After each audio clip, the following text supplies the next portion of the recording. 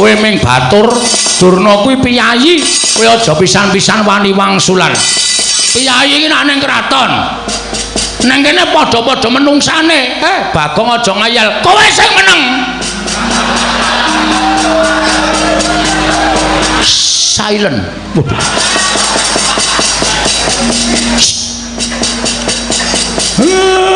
aku ki bapakmu aku ki anakmu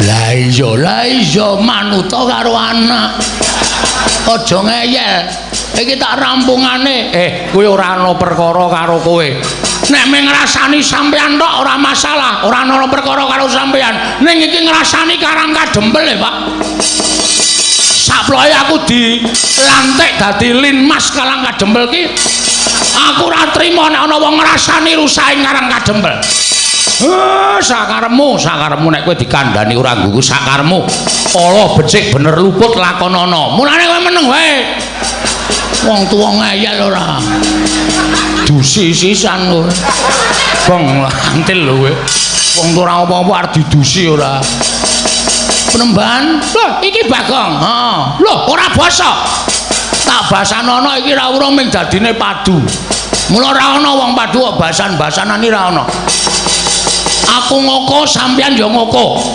sajake kowe rada nesu karo aku ora mung sajake asline nesu perkara ndi sing marai kowe nesu kowe kok dadak ngrasani omongmu sing terakhir mau muni piye nek Semar ora gelem tak boyone negara Ngastina Karang Kadempel tak bumi angus terus saiki kowe sampean mikir ora nek Karang Kadempel mang bumi angus niku sing dadi korban ora mung Semar ning kawula sak Karang Kadempel sing ora ngerti kenthang kimpuling lelakon samangsa-mangsa kathoke suwek kenthange metu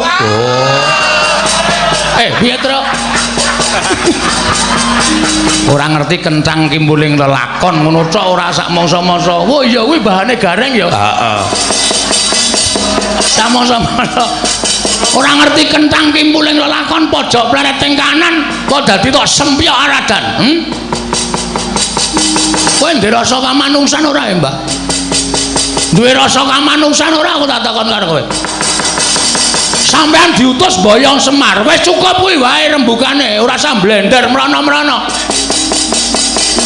ora usah bereng ngulon ngecat rembugan nek Semar gelem diboyong memang boyong ora masalah nek Semar ora gelem diboyong wis adile wong takon kuwi diwangsuli adile wong jilih kuwi disili nek ora diwangsuli ora disili ya wis kudu nrimo ora terus ngamuk kaya ngono kuwi lho sejati apa sejati ki rokok murah kuwi sejatine pancen kaya ngene iki niatku sapa sing bakal palangi karepku ngene bayang-bayang marang Semar Badranaya mesti bakal tak katut ki dosane nek ngono aku sing arep katut ki dosane lho nek pancen kowe dadi pepalangi Durna kowe tak katut ki dosane fake apa kong fake fake apa kuwi lho sing digolesi weteng kuwi lho fake maksude wis tok berarti ki masalahe ora karo Semar saiki dipindah masalahe karo Bagong mergo sampeyan ngendikake sapa sing ngepalangi karepe Durna tetep dadi mungsuhe Begawan Durna aku sing dadi pepalang lho apa kowe wani karo aku lho aku tak takon kapan aku rawani karo kowe aku tak takon wis kapan wiwit Bagong Cenger lahir saka ngendi ya Pak mbuh Bagongnya asli sapa Pak mbuh aku ora caturan wiwit Bagong lahir Cenger saka wetenge Simbok sapa mbuh Bagongnya karo sapa ora wedi watone gegarane siji bener wis kuwi tok nek aku bener aja kok menungso dewa mudhun wae Bagong ora gigrek Gong lambene sing apik kok nyebut dewa barang iki lho wah waduh mudar kowe ngono nek Bathara Narada apa Bathara Guru tekan kene piye ya ora dewa wis kok mulak-malik to kowe aku ya ngedeg-deg ya wong ki menggo sumbare kok senengane medan-medani truk Dewa mudhun aku Kurawedi. Dadi sampeyan rasa gleleng. Apa rumasamu sampeyan nggawa soto Kurawa pirang-pirang dianggep Bagong wedi karo sampeyan.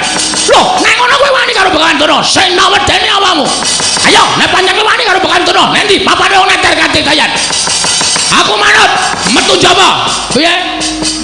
Metu Jawa. Kowe tenan yakin metu Jawa? Ora getun. Goa sawat tekrek gasmu lho. Sore-sore omongane ora. Njaba golek nggon sing jembar. Ayo, Bagong kalah karo Begawan Durna. Bumi langit tanggep. Oh, iso ngalahke Begawan Durna. Sasat iso njero langit. Semar boyongan. Waton kowe iso nglangkai kuwandane Petruk. Oh.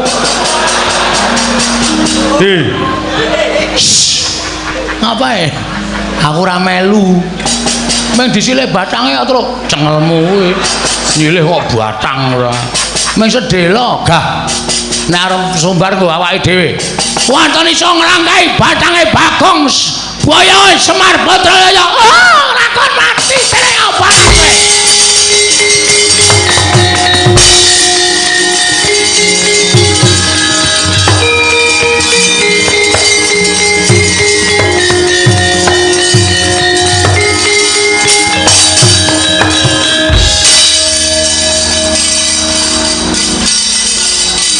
Ngapa Emir? Pak, mbok Pak Gong. Hah? Mbok Pak iki bapakmu. Wong bapake tak undang semere senenge ra Jawa-Jawa. Ngapa Emir? Bayi jane ndek utek ora to? Kowe lha gedene semene kok ora ndek utek. Apa anggapmu semene iki isine susu ya ora mungkin, Pak.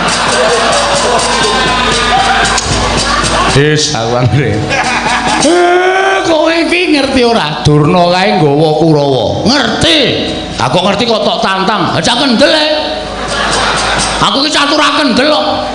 Aku wis ngerti nek Durna wani langap-langap. Le omongan ki mesti nggawa Kurawa. Ora nggawa Kurawa ora mungkin Durna wani kaya ngono. Lah nek Kurawa ngroyok karang kadempel, lho. Tandingi. Sing arep nandingi. Oh ya, Tru. Emoh. Tru, emoh. Biasane kowe perang lho, Tru. Ora, wis ora arep perang aku kesel. Gareng kae. Hah? Gareng. Gareng yo awake ora petha kok kon perang. Matane kera. Sikile becik, tangane cekot. Aku nek cara Semar nang ndek anak gareng tak tekak wingi-wingi. Isen-isenke, bentuke ora mutu.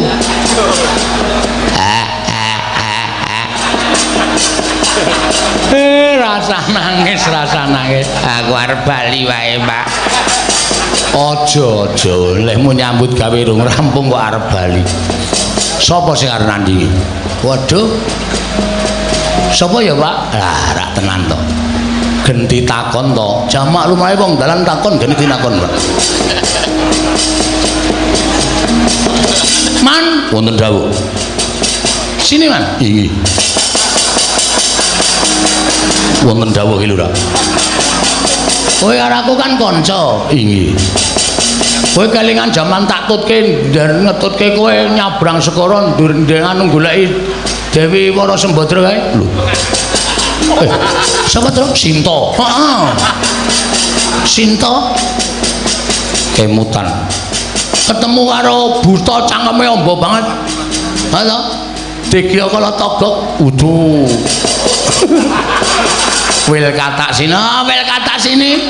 Kelingan ta kowe? Kemutan. Sapa sing ngandani kowe nek kowe ning jero wetenge buta? Sapa? Petruk. Wo. Kudu aku mbiyen Didi. Terus zaman kowe arep diserbu prajurit Ngalengka, sapa sing ngandani? Ki Lurah Nala Gareng. Aku ngandani apa ya mbiyen, Mas? Panjenengan mboten ngandani napa-napa, minggandul ngalor ngidul mangan melu mangan. Apa-apa kon bayari. Kowe keluwihanku nang kono kowe. Nek ora ana aku, apa isih? Apa mesti ora bakal suda sangumu, ya ta? Nggih. Man, wonten dawuh. Aku ki anake Semar. Semar ki bapakku. Semar arep dibebeda karo Begawan Durna. Arep diboyong sarana peksa. Aku tak takon karo kowe. Kowe isih tresna karo bapak ora? Tasih kula kaliyan Ki Lurah Semar menika tresna sanget. Nek Semar lara kula tentu ngraosaken sakit. Nek Semar mati kula kecalan. Nek ana sing arep mateni Semar kula mboten trima. Kurawa do arep boyong Semar. Arep mateni Semar, arep mateni kawula Karang Kadempel. Piye kowe kira-kira wani ra musuh Kurawa? Rung tepung to? Dereng. Engko tak kenalke sik. Bar kuwi terus dijotosi. Oh iki ngestaken dawuh. Sago, saga. Ada jalan keluar. Ya. Tenang wae. Wis Pak, tentrem. Tentreme ngopo? Sing arep mungsuh Kurawa Anoman. Senggana mbok ya wis mboten napa-napa iki lho, mboten napa-napa. Kula menika menawi kedah males kesaenanipun kula Semar menika nyawa kula aturaken dereng saged sak traju lan sak bobot. Bila menawi wonten tiyang ingkang badhe damel geger Karang Kadempel kula ingkang sagah betengi. Ora sah ben Bagong wae nggo pengajaran. Wis ana sing sago kok ora sah. Pak pendem tenan wae. Senani meneh aku. Wah, anggere lara ora tak suntikke kowe yakin nengke wae nganti mbathang gong. Karo wong tuwa kok kaya ngono wae. Mengkel ya. Wis ana jalan keluar kok ora sah. Semari kita sumbang. Matur nuwun ora sah. Terus engko ora urung ngundang aku gong golekno silian. Nah. Mumet aku ki. Iya. Wes kendramu mangan. Nyuwun dipalilahipun Semar Kakang Semar Badranaya. Aku minangka wakiling Semar Badranaya.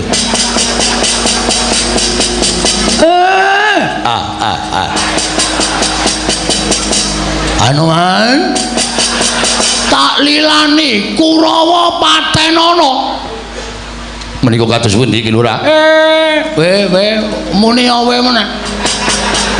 Wis ta meneng ta? Nek kowe engko omong wae dadi wong apik ora gelem nampa kabecikane wong liya. Iki aku sing ngrekoso gelut.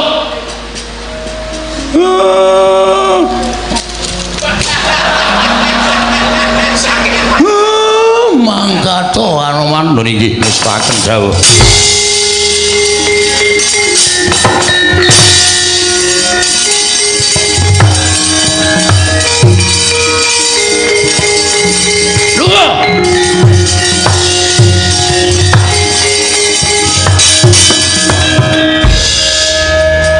Mbok mbiyen lahir dipateni wae, Pak. Bangane gedhe kaya ngono. Bagong. Bapakne kon dadi Bagong, dhek dadi Semar. Kene, Pak, kene tengok ini, Pak. Ora. Ngono ae mbrebes mili. Kene lenggah kene. Bapak ki wong top wis, ya. Waduh kedangan Mas. Lenggah kene. Nyun ngapura Bapak. Aku kok bendina mintok waneni lho Bagong. Sok kapan kowe arep manut? Sok bar bodo. Bar bodo jelas manut wong kowe entuk pecis, entuk sarung saka bapak utawa mbok pira-pira ngekeki bapak. Sirah iki ra ana sing sedeng ukurane, Truk. Jare ana nek si Semar iki sirahe kok 84 piye? Cilik banget to? Ora ana sing sedeng aku iki sira arep nukokke. Aja do rame. Truk, pripun, Pak? Kawula Karang Kadempel konsumise rada adoh mergo iki bakal dadi perang gedhe antarane Anoman karo para Sata Kurawa. Nggih, ngestoke dawuh. Bagong kowe ya ngewangi aja ming meneng wae. Siap. Ngestoke dawuh, Pak. Nala Garing kowe ya ngewangi aja ming meneng wae. Nggih, Pak, ngestoke dawuh. Wis ngono wae, mengko nek kira-kira perang saya mbondo kalani Petruk kowe matur karo aku. Lho niki ngestokaken dawuh. Pun paripurna, Pak. Monggo. Bapak mlebet wonten griya kula tak medal jawi. Iya. Sing ati-ati ya, Bagong. Sampun mboten kirang prayogi. Nggih ngestaken dawuh, Pak. Wis purna gatining pepanggihan madaning padukan Karang Kadempel. Nalika semanten Katingal sigra manjing telenging Bali Wisma Kelurahan Nayantaka. Eling-eling sampun katututan lamun mangsa prawira tiktaya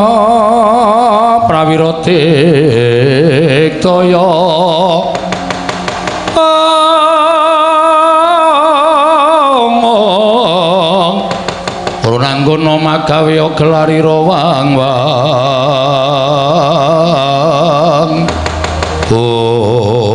Wah, sajae pancen wis pentas meguru anyar. Bagong wani napaki kridaning para sata Kurawa. Ndara Kartomarma, ya dasar Purnyata. Ayo bapakmu entuk boyong ning Ngastina apa ora? Nek ora entuk aja kelakon dosa, bumi angus karang kadempel. Mangke riyen, Mas. Nek sampean ajeng boyong bapak niku rembuge perkara Durna karo bapak wau kula wis menggaris bawahi. Kula ora arep melu-melu. Ning gandeng Durna ngucap nek arjeng gawe bumi angus karang kadempel. Niki masalah sing tak anggap dadi tok sumbering perkara. Lho, tok sumbering perkara piye? Tok sumbering perkara dadi gegeran kaya ngeten iki. Mula aja nganti gawe gegeran kowe mundur. Mundur piye? Bapakno menehno aku. Nek bapak mboten purun diboyong, karang kadempel tak bumi angus. Lah niki kula ora mbelani sapa-sapa ning kula mbelani karang kadempel. Ora sandadakani pawadan kowe mbelani karang kadempel. Ning sing wigati kowe nggondheli bapakmu tak boyong ning Ngastina. Upama tak gondheli kowe arep apa? Lho, ora basa karo aku. Aku kuwi kadang nata kowe mung batur ora basa. Basa ya gelut ora ya gelut, percuma. Nggo ngapa kula dadak basa karo sampean? Wani karo aku. Apamu sing tak wedeni? Ora minggat kene merganing patimu. Dibantangane ana mak. Wah, setan iki. Man, wonten dawuh. Kowe iki standby nang kono. Nun. Kowe iki standby nang kono. Standby menika menapa? Maksudku kowe siap nang kono, kene iki wis mempenge. Malah nang kene mangani kacang-kacang dipepe. Iya. Rene, iki ngestaken dawuh Lurah. Malah dene arep mbelani. Lho. Gawa munyuk barang arep babar ledek munyuk kowe. Aja ngawur. Iki arep munyuk ning satriya e. Ngerti ora? Tau maca buku urung kowe? Anoman gembong mangle awan ya iki. Lho. Anoman sing kondang kawenang-wenang. Ah, mulane kowe aja waton iso terus nantang karo Bagong. Ayo saiki nek pancen sampean wani karo Bagong mungsuhmu do aku ning iki. Anoman iki ming munyuk sing didelke apane? Sing dadi nyatane mo Kartomarma. Wah, edian ora basa karo aku, jangkar karo aku sakarepku. Wis ana anoman kok karo sapa-sapa ora wedi aku. Ayo, kon maju munyuk kuwi. Tugele sirahe tak cangkinge sirahe. Hah? Mboten dawuh. Arep dicangking sirahmu. Sinten sing ngajeng nyangking? Iki menika sinten? Kartomarma. Kadange Prabu Duryudana. Rampunge, Mas, sendika. Aku tak ngasuh. Iya. Nang gelas kae es teh sapa? Nggih kula. Tak ombe ya? Iya. Munyuk kok tuku es teh iki cara ngendi? Iki apa sing jeneng Anoman? Ya dasar Purnyata. Ora kukut barisanmu aja takon dosa. Lakon aku yang bakal ngrampungi para sata Kurawa. Maju sangat tebak dadamu kene marganing patimu Anoman.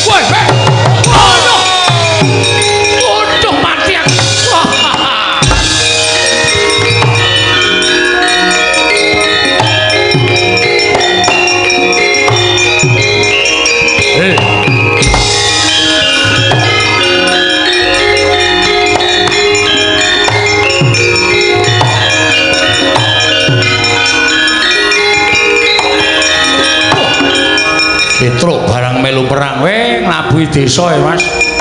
Ayo. Kula ora mundur. Mungsuhe Petruk kanthong bolong pecah silamu. Bang Cobi. Api. Api.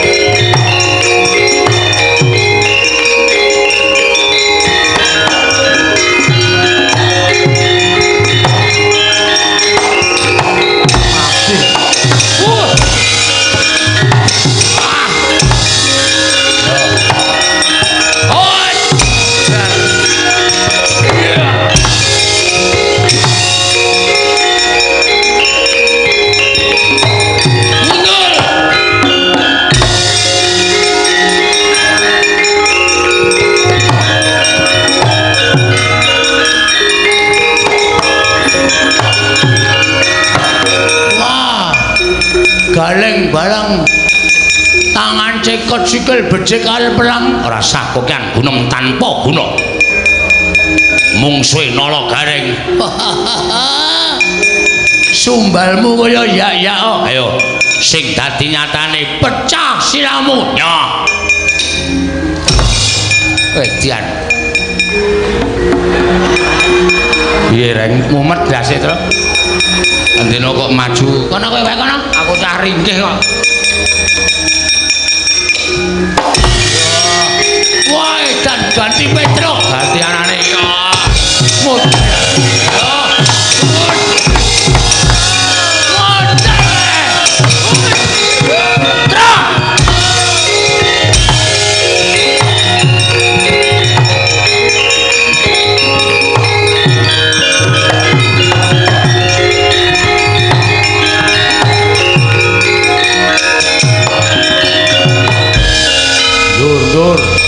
Anoman ngamuk, Ponokawan ngamuk, Petruk ya ngamuk. Bagong ya tunggal dene melu njoto si kula wae dan. Iki kanca mundur, delik rasa menungso ora delik. Cilaka kan? Cilaka piye? Wangsul mawon kula samboyong Semal Badralaya mbangane Kulawa lemuk. Ulame Anoman sing maju enten pabalatan ning Petruk, Galeng, Bagong kabeh maju. Wuh, selempak. Nggo wangsul. Semar urung diboyong. Lah samboyong Cemal. Semar ora iso diboyong, boyong tangane Cemal togok. Nggo. Kulawa mesti ulipe ayem tentrem. Kersaning anak Prabu Duryudana sing diboyong Semar dudu kok togok kuwi rasa dadak ngowahi pernatan. Mundur nek pancen ora gelem maju mundur.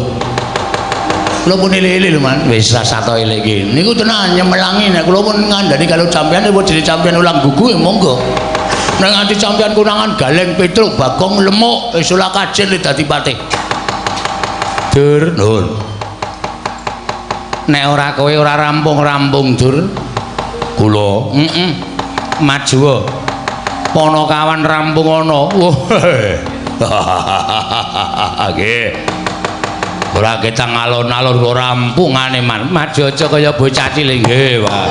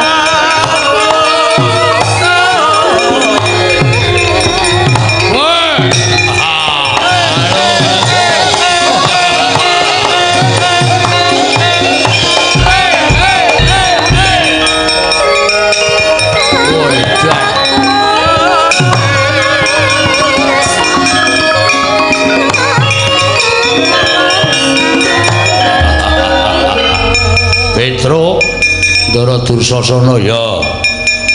Mriki ajeng napa? Nglabrak ngelabrak wong-wong karang kadempel klebu kowe lebu garing lebu Bagong Anoman sing tondelke dadi betenge bapakmu acur-cur kuandane oh dadi sampean mriki ajeng ngamuk ya mboten sah mungsuh Ndoro Anoman Petruk lakon ngalahke sampean lho iki mung batur gedibal wong elek nyolong mripat ku arep ngalahke karo Drusana lho menang apa sing dadi nyatane nyatane piye sampean mriki butuhe napa ngelabrak kowe yo lho ngopo iki lho sampean mriki ajeng napa ngelabrak kowe nyo lho ra penak to rasa dadak kok kaya omongan tiwas kok kaya omongan lho antil pisan gletak sampean isin ya ora oh iya kamu lo nyon ajeng ngantem nek nganti Petruk mangantem mati sampean kari mateni Gareng kari mateni Bagong Bagong mangantem mati Gareng mangantem mati mingkari mateni Anoman lho benak to Anoman mangajar mati mboyong bapak pun nggih ini jame mepet yuk guys ayo mudar tenan kowe pun malah alhamdulillah sampean iso mateni Petruk urip ya men doyak utang guys yo pecah siramu mang pecah nek iso mati dening aku iso mesti mati nek pecah kok ora mati tenan medeni ya wis ambiar kowe ha iso didi kempot barang ditokke ayo guys ambiar mburi lho iki ora apa-apa to lho genah isih wutuh kok kon apa-apa ki piye yo ambiar Gondodo yo wah edan sesek pecah jantungmu oke silakan nah pun sirah pun cengel pun dodom pun wis nek cara satriya gentenan usung ngomong gentenan sapa wong aku minta kon ngantem kok weh sampean ora isin po diprisani piye akeh pangeran pati ngantemi batur sak penake dhewe kok dibalas kok ora gelem nek cara kula isin nek cara kula wirang yo adiyake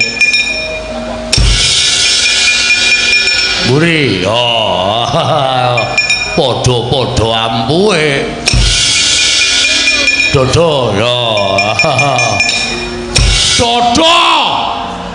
dodo wah ya kemedunen waduh Petro waduh edan dodo gesur ngapunten baleni dodo ya terus wah mak tusuk ora apa-apa rame nyo pecah mburi iya dodo riki mburi dodo nyo ngene iki perang ora kokean polah ning Temonjo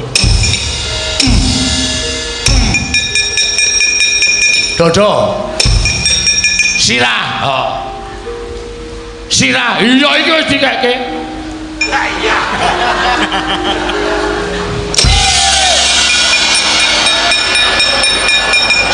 sip kowe entuk palu semono gedene Gong palu nggo nutuki aspal tak sile men modar mate ora amboyo ambo kaya awake tutuk nganggo palu sing nggo ngremuk aspal modar Dir turu kok neng dalan iki lho tangi aja kaya bocah cilik aduh man mumet banget man mumet piye Petrus setan ditoke sirah kula ora diantem-antem bul nyeluk Bagong kok palu gede banget man vertigo kula piye vertigo napa-napa kuwalik pripun niki tak gawa Kakang Penemban Durna pripun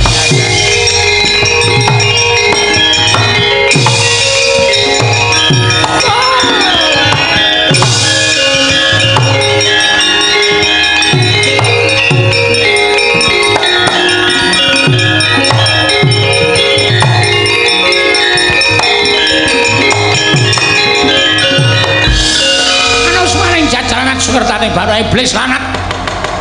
Metro kantong bolong kala gareng Bagong Anoman ngrusak barisan Kurawa. Bubar mawon ora iso dikukup. Apa kira-kira kowe kuat nadahi Kyai Cundamane ketiban pusaka? Saka 5 ora padha gladran dadi kondo jebutang Begawan Durna Paran.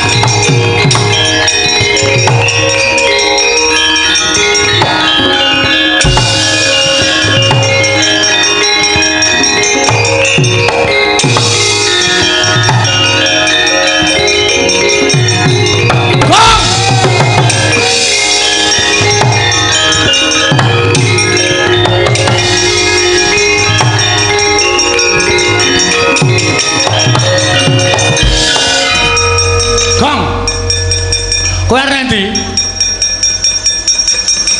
Raja mlayu mungsuh Begawan Durna ming gawa pusaka murup sak obor. Pucuke Kada Anoman mlayu ora tanggung jawab. Kowe arep mlayu ora tanggung jawab. Truk. Mbelani wong tuwa iku kudu tata nyawa. Kadepane, kowe ngerti ora? Ora. Ngono tak kandhani. Durna gawa pusaka. Ora wedi aku.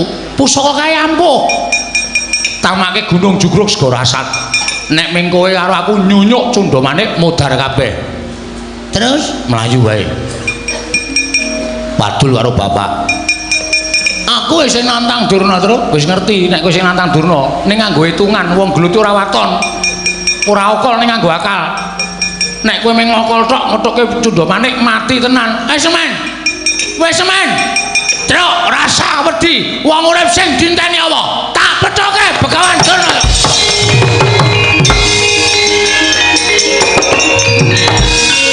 Semira nututi ta kowe? Ha ya ora wong kandhane ngeyel kok. Karepku ki ya.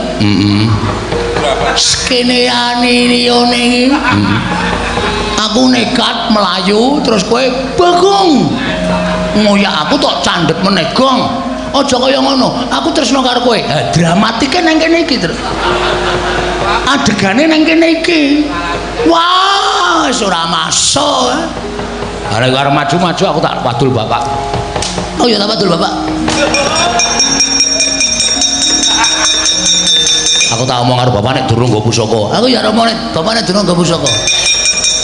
Aku ngomong ngetutke padul bapak ora maju, mudhar tenan. Akhirnya sadar, ket mau. Aku mau melayu nek ora tututi aku menggo perapatan kono liwat desa baline oleh bapak kok. Tak jupak raimu mudhar kowe. Wes ayo wadul bapak. Yo.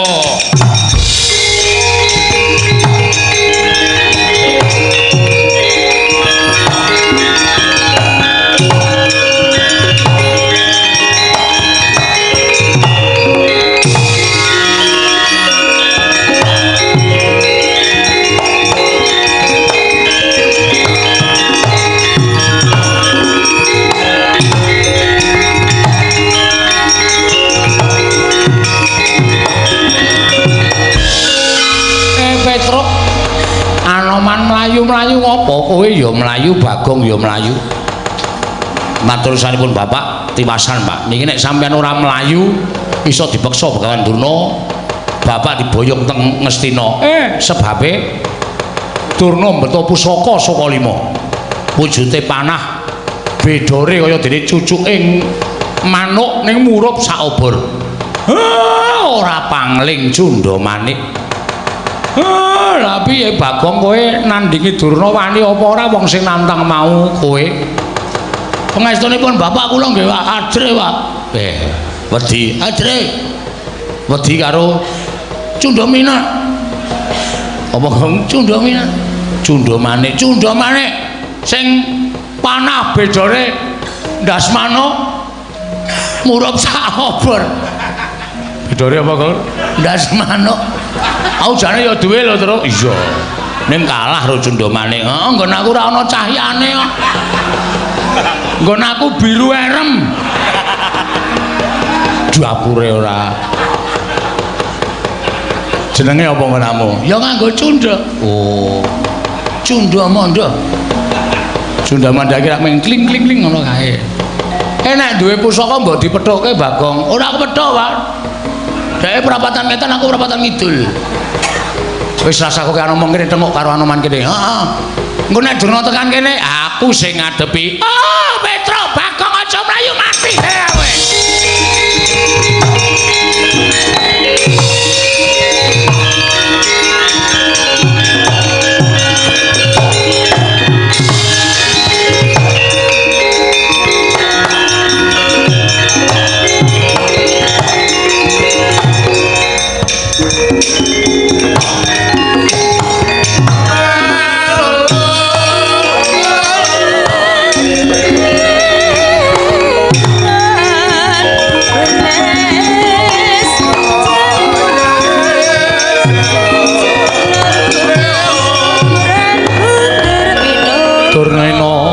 Panalingani rolo majaring ratri lilenggak jangganira kapisanan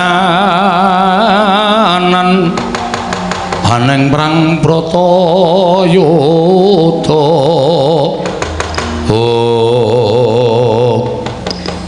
ayo aja padha ndelik nang gurine Semar kene sing kira-kira mau nantang karo Begawan Durna sing nantang karo Begawan Durna ngaku bareng aku mligo Kyai Cundamane padha nang gurine Semar padha wedi karo aku. Ayo sing cangkeme amba banget kae. Kon ngomong ngene, sampluki kiwonengen kowe. Karo kang dunekke kowe.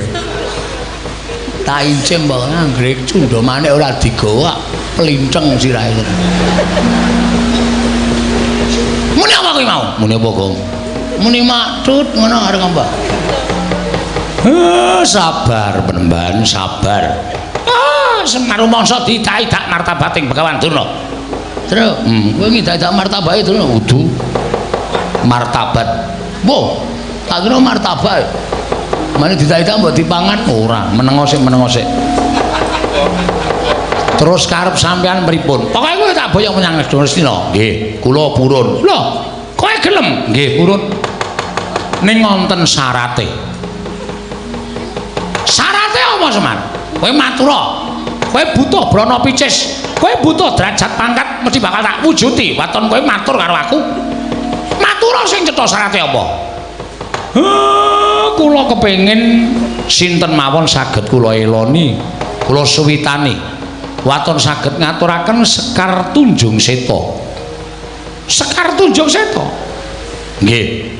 Nek sampeyan iso ngaturake Sekar Tunjung Seta enten ngarepan kula, esuk iso ngaturake sore kula boyong teng Astina. Sore sampeyan iso ngaturake Sekar Tunjung Seta, esuk kula mangboyong teng negara Astina. Lole kentos walu gembol monyor-monyor juneng dungkul wana dadi alas dadi ana.